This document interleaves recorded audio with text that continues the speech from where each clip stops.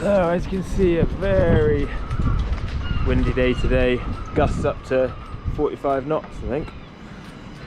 So yeah, glad we're out, and obviously got a bit of protection. There's a boats in front of us, so we're not taking the brunt of it. So yeah, obviously need to get all these fenders off first. They're still on there. All the mooring lines, forward and aft, still on. Need to take the spray hood down. Sails, probably won't do the sails today, but they'll need doing at some point. Right, already smacked my head on that, so must remember.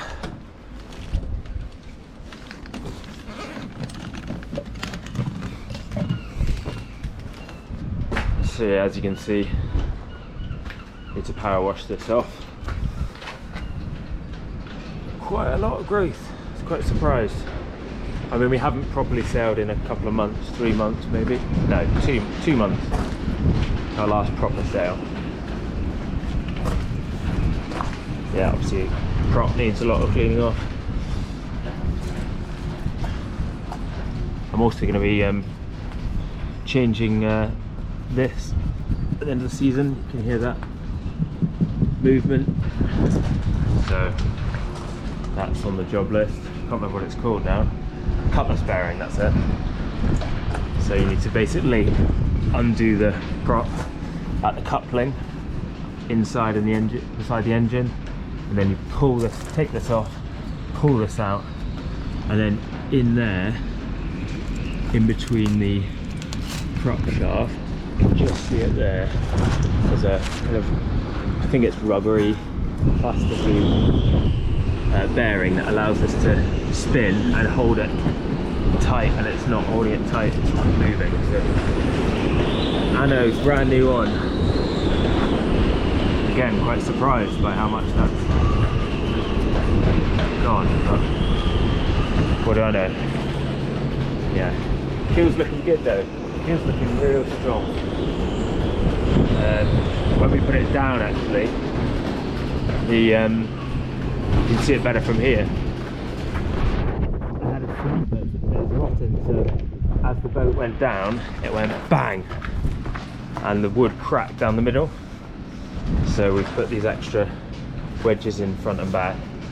But yeah, pretty scary. Boat went down. All the you know, the what they're called, slings that hold the boat up had let go. It was freestanding, and then it just went bang. There's a massive crack, and yeah, dropped down a little bit, but it settled. It was fine. So just supported it, and apparently when it snaps like that, it could actually help it to stay in, because the bottom of the keel isn't flat. It's V-shaped, so actually they're saying it's going to hold it. So what else do I need to do? Go back on deck, not to hit my head.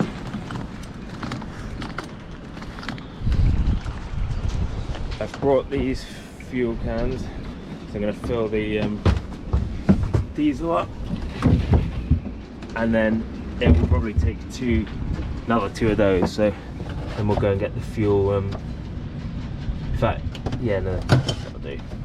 I'll put these two in, get the fuel liquid, put that in, and then put the next two in. I think that'll work.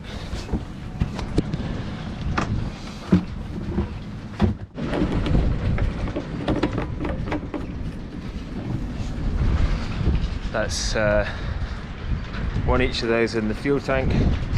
I'm going to go and refill those, get the fuel liquid, get the bleach stuff for the water tank, and the final thing I'm going to get a hose, because I don't have a hose for Pickpocket and always need it.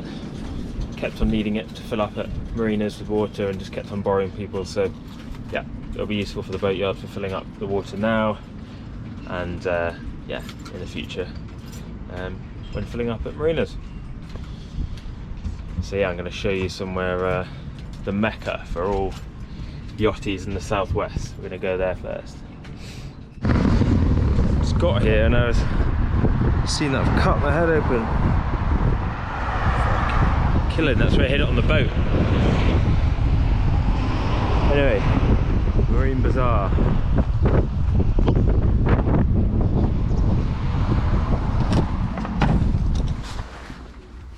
Oh yeah.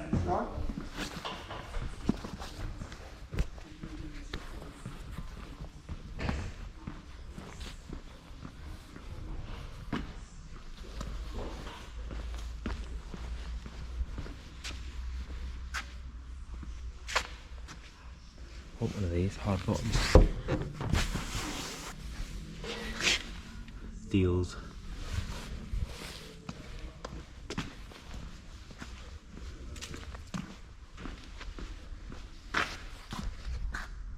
Deals.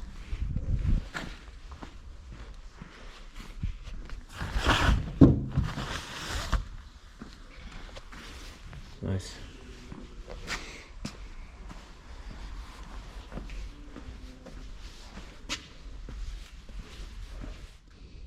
Right, got this fuel set from Marine Bazaar, $2.99.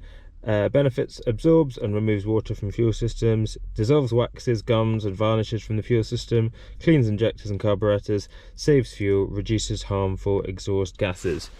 Also got some water purifying tablets and water tank cleaner. So that's Marine Bazaar.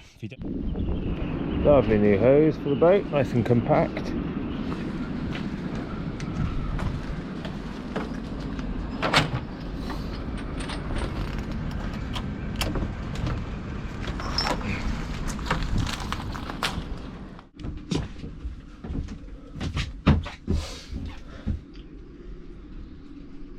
So that's the whole of this in the tank.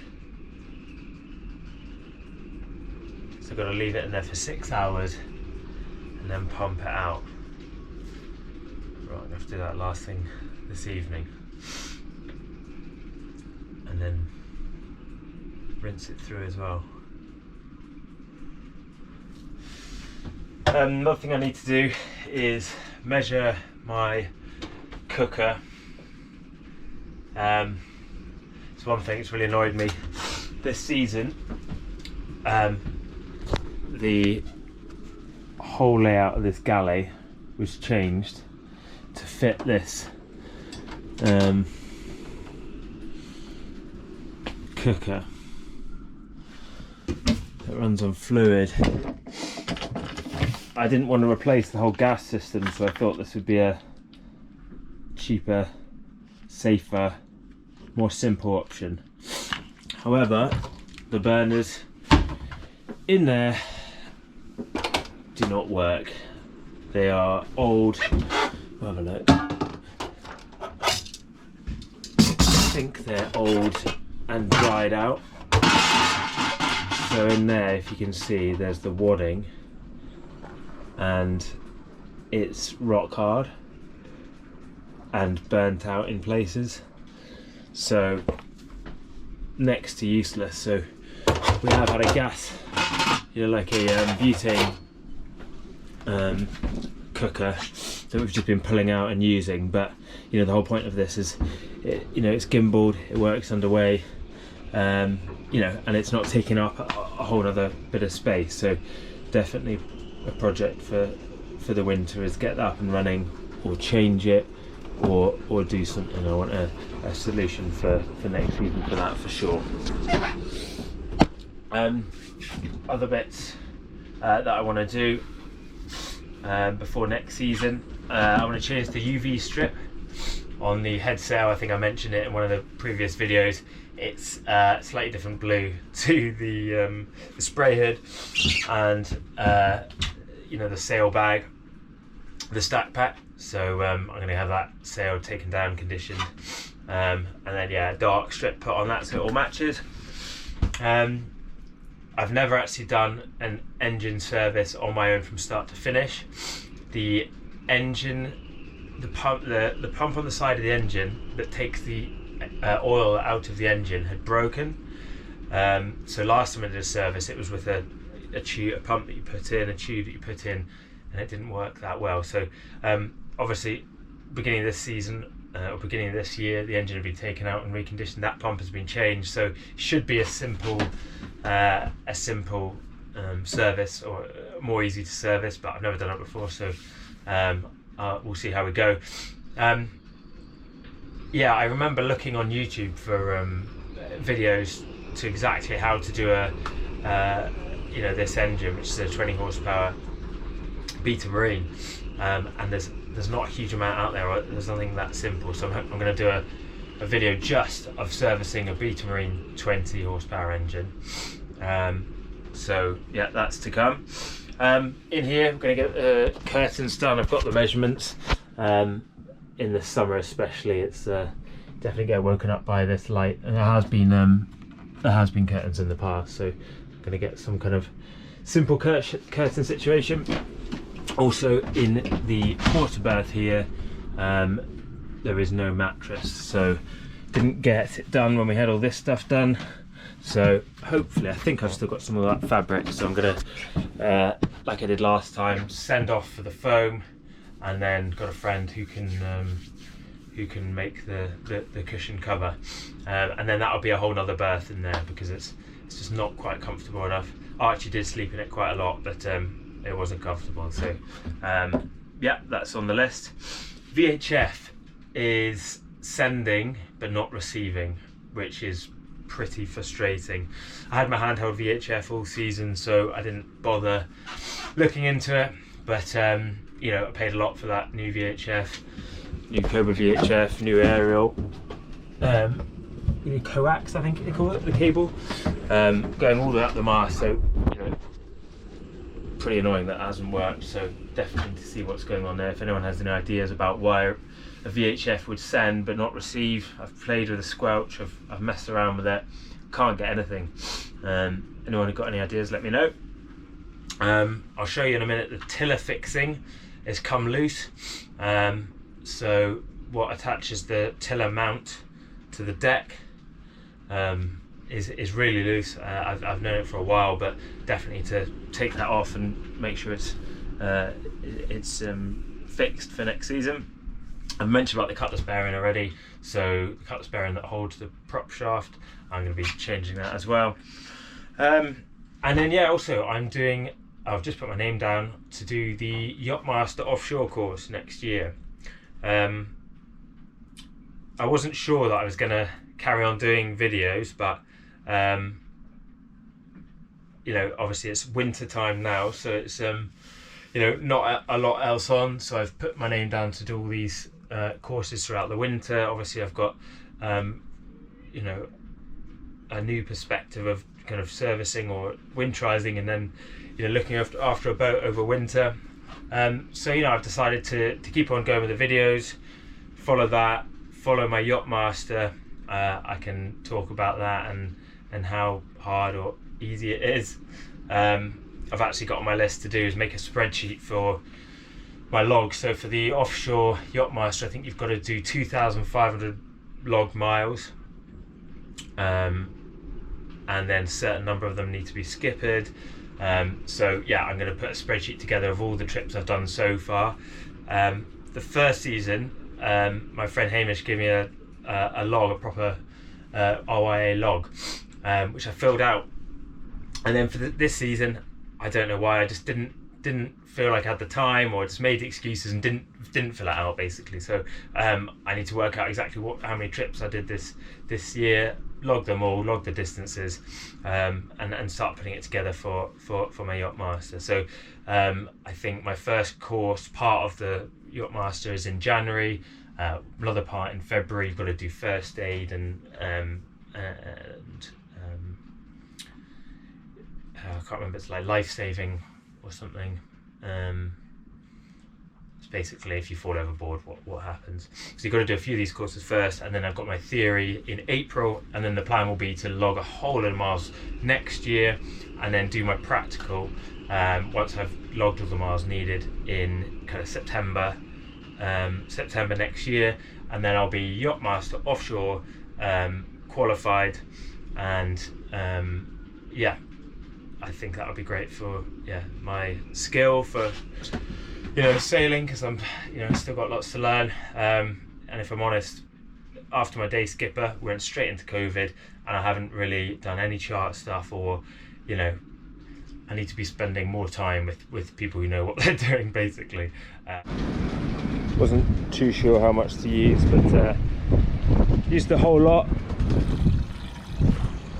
Hopefully we leave our tanks nice and clean. Once it's in, then once it's filled up, I'll leave it for 6 hours, it says, then pump it all out, and then just keep on rinsing it through a few times, and then leave it dry. So see how we go.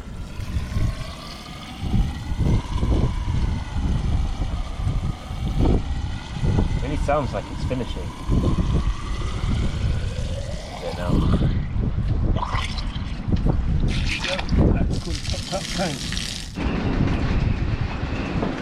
Okay, this is the fuel set stuff. Open it up.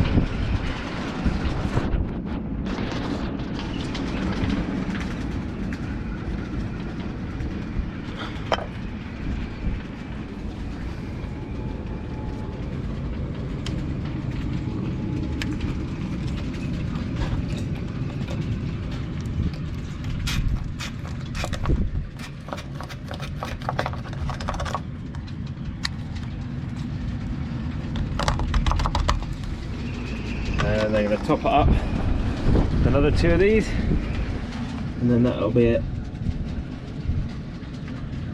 all boxed off till next season. And that should stop condensation, water, and any growth of like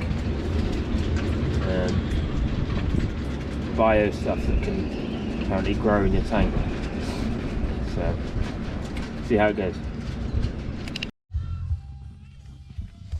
Just got down to the sailing club. It took precisely 6 minutes to get here from home, so it's the first time we've properly done it. So happy. It was about 46 minutes in the last boatyard, so happy. I'm so close to Pickpocket. Let's go in.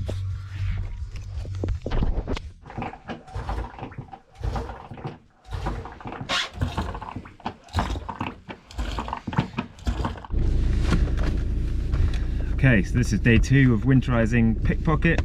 Off on the way down to the sailing club, I thought I'd show you Tamar River Sailing Club. So this is about, as I said, 6 minutes from home, so much more convenient for me compared to last year when she was out in Cornwall. So this is the Devon side of the Tamar River in Plymouth. You'll see the bridge in a moment.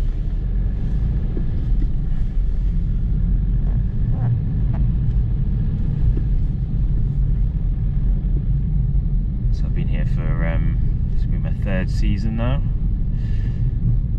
Keeping her here. First one I've actually stored her on the hard, so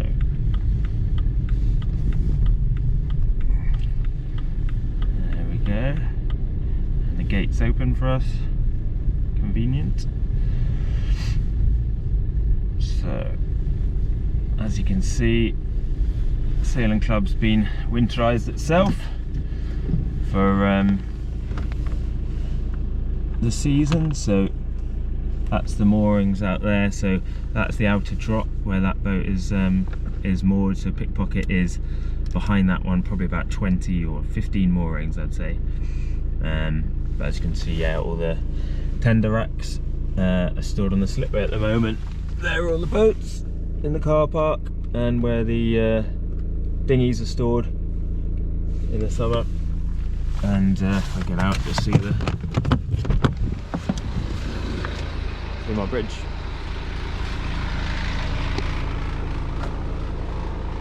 So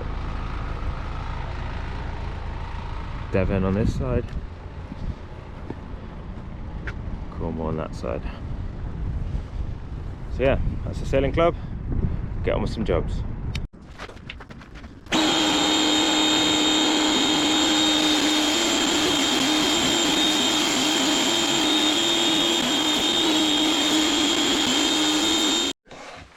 Okay, so I'm down on the boat, just done half of the hull with the power wash. There's loads of growth and barnacles on the hull, so it's taken a while. So I'm just having some lunch, and then I'll do the second half. Also today I've got the sails to take down, and then once we've done that, the boat is pretty much winterized and good to go. So in next video I'll be documenting all the jobs that I'll be doing. So as I've said already, engine service, tiller, mattress for the quarter berth, and all the other little jobs. So that video will be that will be in the next video. In a minute we're going to go and look around a Bruce Roberts 38.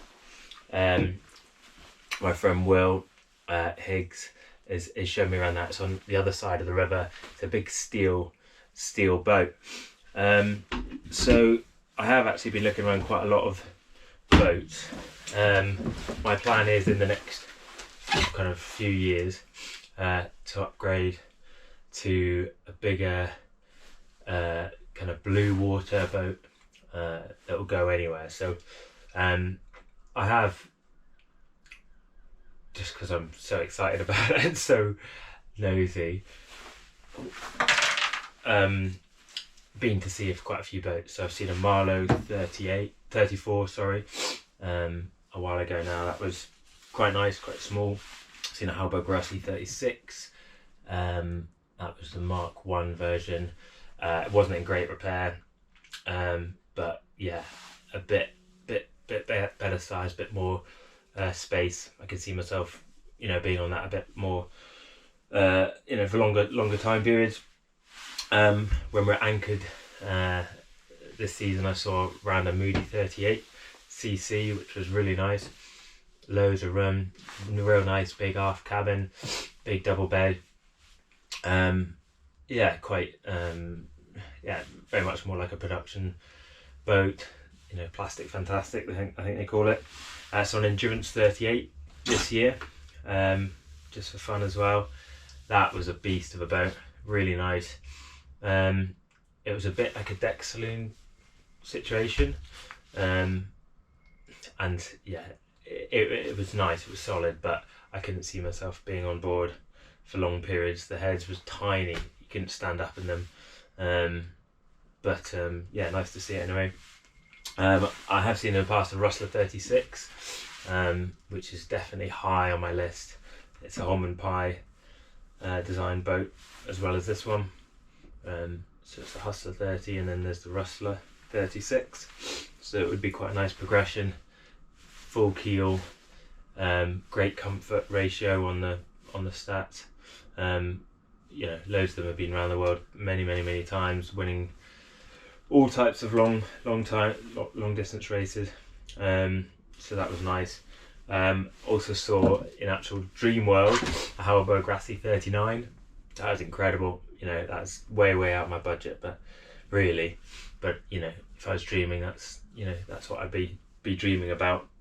Obviously just that much bigger than the Halbo Grassi 36. Same centre cockpit, huge aft cabin, and obviously really solidly built, the Halbo Grassis. So yeah, I've not seen a steel boat before. It's custom made, obviously a homemade boat, the Bruce Roberts. So not like anything I've seen before. So yeah, I'm looking forward to seeing around it. So that's one half done.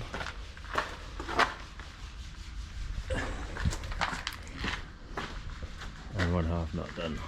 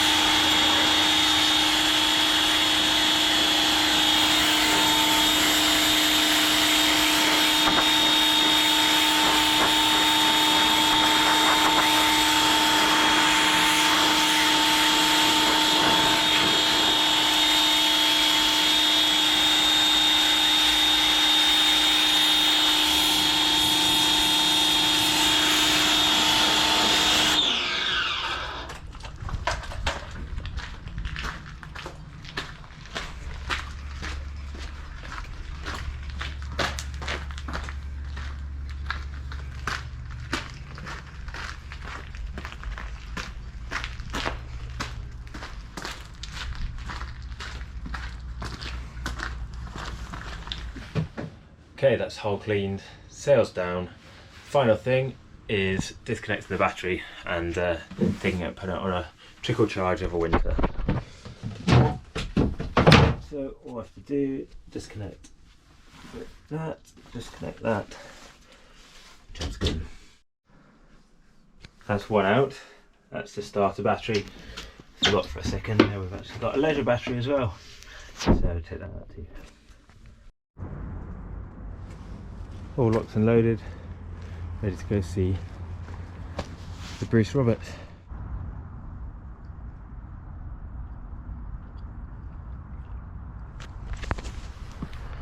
Just sat here waiting for Will to come and pick me up, and just thought I'd talk about why I'm going to continue doing the videos and what they're going to be like.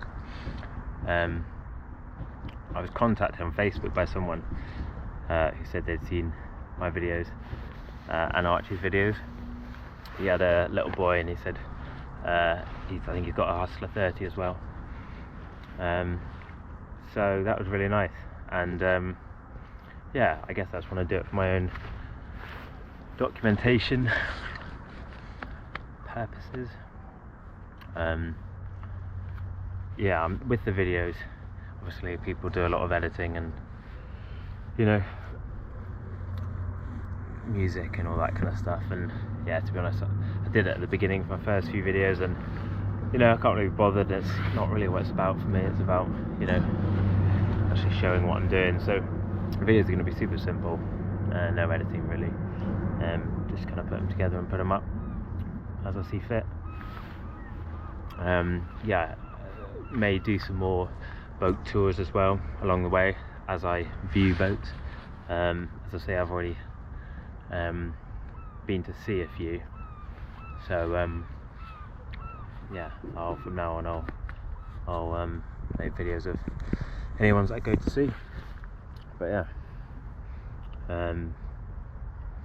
I'll probably keep on doing maybe a video every few months, maybe 3 or 4 a year. Obviously I did some spearfishing in the last video, so I'm going to hopefully get some more of that in. My friend Jason, who we went sailing with, is into diving, so I've already signed up to a kind of a taster session in the pool with the group he uses. So yeah, we'll see where that goes. But yeah, really looking forward to doing loads more spearfishing. I'm going to get for my birthday, ask for some you know, some proper kit, or a wetsuit, all the dive kit I need, so next season I can, yeah, do lots more snorkeling and spearfishing, and yeah, documenting that as well. So we'll wait for Will.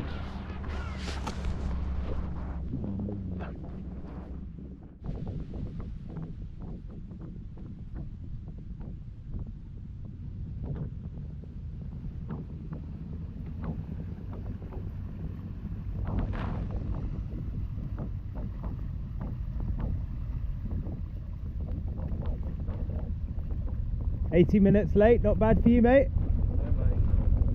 I'll just jump on. You GoPro, yeah? Yeah, man. Willie from Combined Marine Services. How's it going, mate? Lovely. Apart from my afternoons turned into a bit of a gang fight. Tell us about Combined Marine Services. What do you do? What's that? What did Combined Marine Services do? What do we do? Yeah. Well, we do everything from build you a new boat to scrap your old boat. Right, based in where? Based in South East Cornwall. Yeah, nice. Yeah, so Will's done a lot of the work on Pickpocket. So yeah, you also deal boats, right?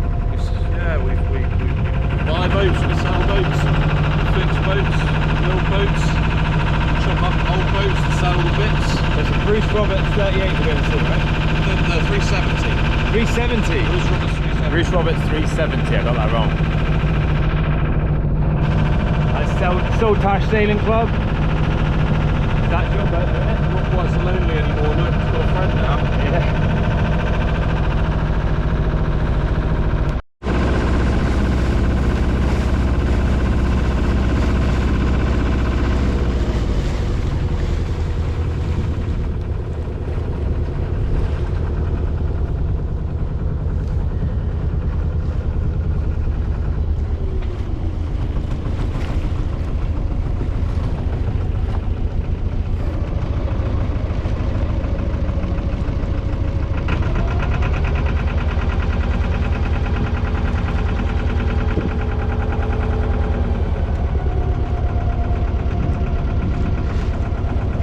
Beast.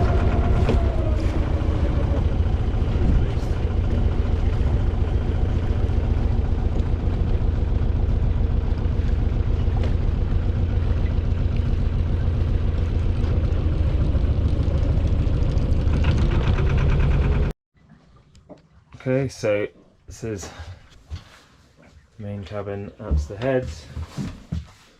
A little shower in there. Not a lot of headroom. And out into the main cabin.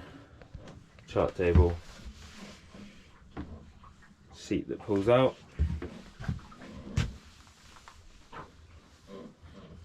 It's a V-berth up there. Stuff full of sails. But yeah, I reckon if you're 6 foot you could lie up there pretty easy. Table, the saloon, diesel heater. What's this gas thing, bro? That's hot water. So it's just hot water on tap. Yeah, instant hot water. What from what your gas cans? It's powered by it's got its own burner in there. Right. It's powered by the same gas supply that you've got for the cooker. The same gas supply, yeah. Decent cooker there. Little grill as well. The galley's well set up for use at sea. Yeah. If you're going to be at sea for weeks on end, it's not difficult to find places to brace yourself or whatever to do stuff. Yeah. Again. Top loading fridge means that stuff doesn't fly out when the door opens. Yeah. Better to keep it secure. Good storage up above as well. They've taken most of their stuff off here purely because they are moving into their new boat really. It's quite handy. You've got all the instrument panel there. You can see it from cockpit or you've got instruments on the binnacle anyway. Oh right. And then yeah, access to the engine in there. And then this is the kind of aft cabin. Down a little corridor. Real nice size. Amazing size really, not much headroom though. So, as you can see, pretty cosy in here, but pretty comfy. All the windows have got blinds on them. Nice big hatch up there. Storage all down the side. That's the engine. Nissan, what horsepower? 55. 55. Should do 6 knots under power, 6.5 knots. Give the spiel about the Nissan engine then. Well, I suppose the idea is that parts will be available readily. I think I said to you that if you were up in the headwaters of the Orinoco, you might struggle to find Yachtmaster spares, but you'd probably find some local with a Nissan truck. Yeah. You were to get the bits. Decent. That's the idea. Right. Bit dark to show much of outside. I mean, it's a professional marinisation. It was done by a yard up in Bristol somewhere. It wasn't like the guy just cobbled it together himself and that.